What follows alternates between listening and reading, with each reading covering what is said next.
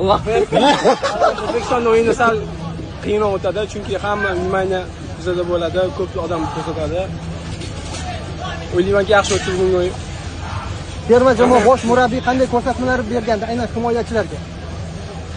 Akalik zo'r beryapsiz, savollar bor-ku. Javob. Bunaqa narsa aytilmaydi aka. Bu savolga javob berishga imkonsiz. Xo'p, keyingi savol. Bu yoqqa ham o'ting. Nishonlash qanday bo'ladi 10-da? Qiynayapti. 10-da nishonlash qanday bo'ladi? Ko'ramiz. Barcha Oldinda aytib qo'yish kerak emas. hozir butun O'zbekiston ko'ryapti sizni. O'zbekistonlik muxlislarga, sizning muxlislaringizga fikrlaringiz.